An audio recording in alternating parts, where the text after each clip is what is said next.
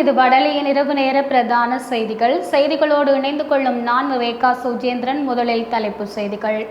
இலங்கையில் முதலீடு செய்ய வியட்நாமின் வின்குரூப் குழுமத்திற்கு ஜனாதிபதி அழைப்பு.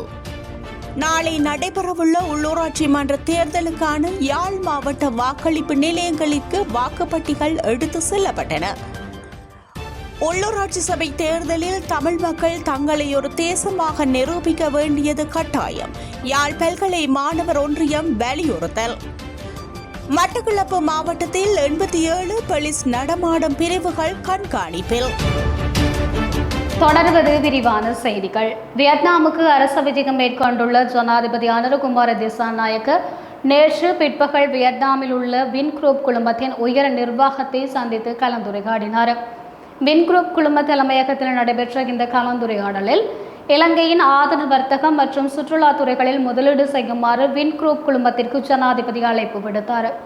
வின்குரூப் நிறுவனத்தின் வெற்றி மற்றும் பல்வகைப்பட்ட உலகளாவிய வர்த்தக நாமங்களின் உருவாக்கத்திற்கு வாழ்த்து தெரிவித்த ஜனாதிபதி அனுரகுமார திசாநாயக்க இலங்கையில் முதலீட்டிற்கு நெகிழ்வான மற்றும் உகந்த சூழலை உருவாக்குவதற்கு இலங்கை அரசாங்கம் தயாராக உள்ளது என்று வலியுறுத்தியுள்ளார். இலங்கையின் மூலோபாய புவியியல் இருப்பிடம், முற்போக்கான உட்கட்டமைப்பு வசதிகள், அபிவிருத்தி மற்றும் குறிப்பாக சுற்றுலாத்துறை, ஆதன வர்க்கம் ஆகிய அதிக திறன் கொண்ட துறைகள் வெளிநாட்டு முதலீட்டாளர்களுக்கு சாதகமான சூழலை உருவாக்குவதற்கான அரசாங்கத்தின் அர்ப்பணிப்பை ஜனாதிபதி மேலும் தெரிவித்தார். டொனாகோம் கார்ப்பரேஷன் என்று அழைக்கப்பட்ட வின்குரூப் கூட்டு பங்கு நிறுவனம் 1993 உக்ரைனில் நிறுவப்பட்டது. தற்போது வின்குரூப் பெயர் வியட்நாமில் மிக பாரிய மற்றும் மிகவும் மதிப்புமிக்க நிறுவனங்களில் ஒன்றாகும். வெளிநாட்டவர்கள், வெளிநாட்டு வேலைவாய்ப்பு மற்றும் சுற்றுலாத்துறை அமைச்சர் விஜித கேரத், வின்குரூப் குழுமத்தின் உபத்தலைவர் மற்றும் தலைமை நிர்வாக அதிகாரி வியட் குவாங், இரு நாடுகளின் பிரதிநிதிகளும் இந்த கலந்துரையாடலில் பங்கேற்றனர். நாளை நடைபெறவுள்ள உள்ளூராட்சி மன்ற தேர்தலுக்கான யாழ்ப்பாண மாவட்ட வாக்களிப்பு நிலையங்களுக்கு வாக்குப்பட்டிகள் இன்று காலை எடுத்து செல்லப்பட்டுள்ளன. இன்று காலை 8 மணிக்கு வாக்குப்பட்டிகளை அனுப்பும் நிலையமாக யாழ்ப்பாணம் மத்திய கல்லூரியிலிருந்து யாழ் மாவட்ட தெரிவத்தாட்சி அலுவலர்கள் மருதலிங்கம் பிரதீபனால் குறித்த நடவடிக்கை ஆரம்பித்து வைக்கப்பட்டது. யாழ்ப்பாணத்தில் உள்ள 17 உள்ளூராட்சி மன்றங்களில் 517 வாக்களிப்பு நிலையங்களிற்கு 672 வாக்குப்பட்டிகள் எடுத்து செல்லப்பட்டுள்ளன.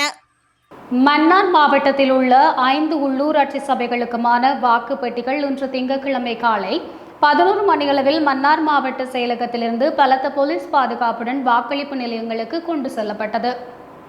மன்னார் நகர சபை, மன்னார், மாந்தை மேற்கு, நானாட்டான், முசலி ஆகிய பிரதேச சபைகள் உள்ளடங்கலாக 5 உள்ளூராட்சி மன்றங்களுக்கான வாக்குப்பட்டிகள் மன்னார் மாவட்ட அரசாங்க அதிபர் கனகேஸ்வரன் தலைமையில் வைபவ ரீதியாக இவ்வாறு அனுப்பி வைக்கப்பட்டுள்ளது.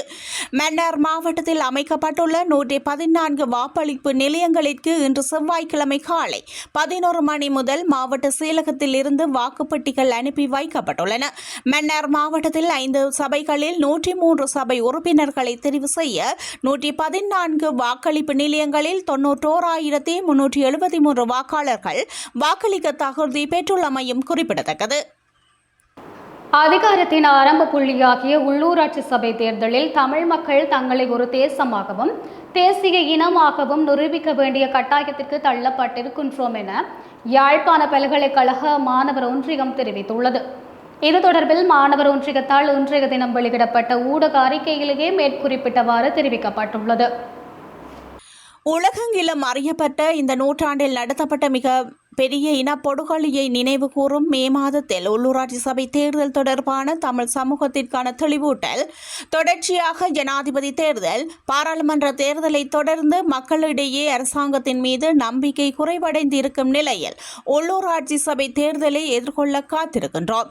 ஸ்ரீலங்கா சுதந்திரம் அடைந்து 77 ஆண்டுகளாக தொடர்ச்சியாக மாறி மாறி வரும் சிங்கள பௌத்த பேரினவாத அரசாங்கத்தினால் தமிழ் மக்கள் தொடர்ந்தும் ஏமாற்றப்பட்டு வருகின்றார்கள். அந்த வகையில் எம்பிபி முலாம் பூசப்பட்ட ஜேவிபி அரசிற்கு இது விதிவிலக்கல்ல. கடந்த பாராளுமன்ற தேர்தல் தமிழ் மக்கள் தமிழ் தேசிய கட்சிகள் மீது கொண்ட அதிருப்தி தேசிய மக்கள் சக்திக்கு தமிழ் மக்கள் மத்தியில் ஆதரவு இருக்கின்ற இந்த விம்பத்தினை அளித்திருக்கின்றது. இதனால் சிங்கள பேரினவாத கட்சி தாம் தமிழ் மக்களை பிரதிநிதித்துவப்படுத்துவதாகவும் இலங்கையில் இன முரண்பாடு இல்லை என்றும் சர்வதேச ரீதியில் கூறுகின்றது. ஆனால் இவர்கள் ஆட்சி பீடமேறி 6 மாதங்கள் கடந்திருக்கின்ற நிலையிலும் தமிழ் மக்களுக்கு வழங்கிய எந்தவொரு தேர்தல் வாக்குறுதிகளையும் நிறைவேற்றப்படவில்லை. நிறைவேற்று அதிகாரம் கொண்ட ஜனாதிபதி முறைமையை ஒழிப்போம் என்கின்றவர்கள் இன்று வரை ஒழிக்கவில்லை. பயங்கரவாத தடை சட்டத்தை நீக்குவோம் என்று கூறியவர்கள் இன்று வரை அதனை நீக்கவில்லை.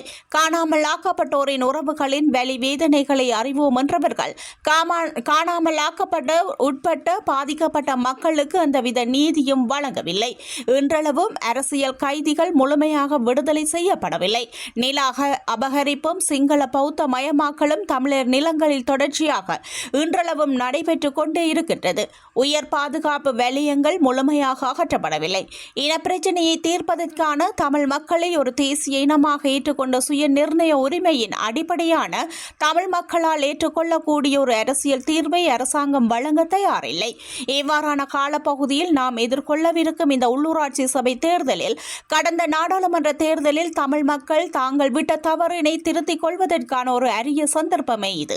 அதிகாரத்தின் ஆரம்ப புள்ளியாகிய உள்ளூராட்சி சபை தேர்தலில் தமிழ் மக்கள் தங்களை ஒரு தேசமாகவும் தேசிய இனமாகவும் நிரூபிக்க வேண்டிய கட்டாயத்திற்குள் தள்ளப்பட்டிருக்கின்றோம். தென்னிலங்கை தரப்புகளை புறக்கணித்து உங்களுடைய கிராமங்களில் உள்ள உங்களுக்கு நம்பிக்கையான நேர்மையான இறந்த காலத்தை கொண்ட தமிழ் தேசியம் சார்ந்தவர்களை உங்களின் பிரதிநிதிகளாக தேர்ந்தெடுக்க வேண்டிய பொறுப்பு இருக்கின்றது. மண்ணுக்காக உயிர் நீர்த்தவர்களின் நெஞ்சில் நிறுத்தி உங்கள் வாக்குகளை வழங்குங்கள் என்று யாழ்ப்பாண பல்கலைக்கழக சமூகமாக கேட்டுக்கொள்கின்றோம் என அதில் குறிப்பிடப்பட்டுள்ளது. மட்டக்களப்பு மாவட்டத்தில் 87 போலீஸ் நடமாடும் பிரிவுகள் கண்காணிப்பினை முன்னெடுத்து வருவதுடன் தேர்தல் பாதுகாப்புகளுக்காக 1500 போலீசார் பாதுகாப்பு கடமையில் ஈடுபடுத்தப்பட்டுள்ளதாக மட்டக்களப்பு மாவட்ட உதவி தேர்தல்கள் ஆணையாளர் MMP சுபியான் தெரிவித்துள்ளார். இன்று மட்டக்களப்பு இந்து கல்லூரியில் இடம்பெற்ற ஊடக சந்திப்பில் இவ்வாறு கருத்து தெரிவித்தார். இதன்போது அவர் மேலும் குறிப்பிடுகையில், விழிப்புணர்வற்றவர்கள் வாக்களிப்பதற்காக மட்டக்களப்பு மாவட்டத்தில் உள்ள வாக்களிப்பு நிலையங்களில் விசேட சட்டகம் வைக்கப்பட்டுள்ளதாகவும் உதவியாளர் ஒருவருடன் சென்று விழிப்புணர்வற்றவர்கள் வாக்களிக்க முடியும். தேர்தல் விதி மீறல்களை எதிர்கொள்பவர்களுக்கு எதிராக கடுமையான நடவடிக்கை முன்னெடுக்கப்படும் எனவும் இதன்போது தெரிவித்துள்ளார். இதேவேளை மட்டக்களப்பு மாவட்டத்தில் இதுவரையில் 353 தேர்தல் விதிமுறை மீறல் சம்பவங்கள் பதிவாகியுள்ளதாக மட்டக்களப்பு மாவட்ட அரசு அதிபரும் மாவட்ட தெரிவத்தாட்சி அதிகாரியுமான திருமதி ஸ்ரீ ஜமுனா முரளிதரன் தெரிவித்துள்ளார். நாளை நடைபெறவுள்ள தேர்தலுக்கான சகல ஏற்பாடுகளும் மட்டக்களப்பு மாவட்டத்தில் பூர்த்தி செய்யப்பட்டுள்ளது. இதற்காக 6000க்கும் மேற்பட்ட அரசு ஊழியர்கள் தேர்தலுக்காக அமர்த்தப்பட்டுள்ளனர். மாவட்டத்தில் தேர்தல் பாதுகாப்பு பணிக்காக முப்படையினரும் அமர்த்தப்பட்டுள்ளதுடன் மாவட்டத்தில் 12 உள்ளூராட்சி சபைகளுக்கான தேர்தல் நாளை இடம்பெறவுள்ளதுடன் இம்முறை மட்டக்களப்பு மாவட்டத்தில் 4,55,520 பேர் வாக்களிக்க தகுதி பெற்றுள்ளனர். இவர்களுக்கான 477 வாக்களிப்பு நிலையங்கள் இம்முறை அமைக்கப்பட்டுள்ளது. நாளை காலை 7 மணி தொடக்கம் மாலை 4 மணி வரை வாக்களிக்க முடியும். அதன் பின்பு மாவட்டத்தின் வாக்கெண்ணும் பணிகள் ஆரம்பிக்கப்பட உள்ளன. இதற்காக மாவட்டத்தில் 144 நிலையங்களில் பணிகள் முன்னெடுக்கப்பட உள்ளதாக அவர் தெரிவித்துள்ளார். உள்ளூராட்சி தேர்தல்கள் வாக்களிப்பின் போது வாக்காளர்கள் தவிர்க்க வேண்டிய விடயங்கள் குறித்து தேசிய தேர்தல் ஆணையகம் அறிக்கை ஒன்றை வெளியிட்டுள்ளது. தேர்தல் தொடர்பான நடவடிக்கைகளின் போது புகைப்படம் மற்றும் வீடியோக்களை எடுப்பதை தவிர்க்குமாறு பொதுமக்கள் வலியுறுத்தப்பட்டுள்ளனர்.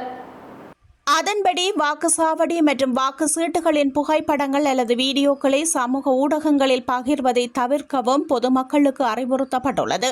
மேலும் மொபைல் போன்களை பயன்படுத்துதல், துப்பாக்கிகளை வைத்திருத்தல், புகைப்பிடித்தல் மற்றும் மது அருந்துதல் அல்லது மருந்து அருந்திவிட்டு வாக்குச்சாவடிக்குள் நுழைதல் ஆகியவற்றை தவறான நடத்தையாக கருதப்படும் என்று தேர்தல் ஆணையம் தெரிவித்துள்ளது.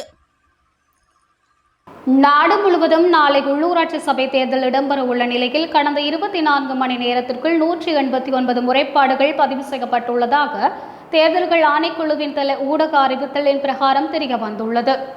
இவற்றுள் உள்ளூராட்சி மன்ற தேர்தல் சட்டத்தை மீறியமை தொடர்பில் 164 முறைப்பாடுகளும், வன்முறை சம்பவங்கள் தொடர்பில் 3 முறைப்பாடுகளும், வேறு காரணங்களுக்காக 7 முறைப்பாடுகளும் பதிவு செய்யப்பட்டுள்ளன.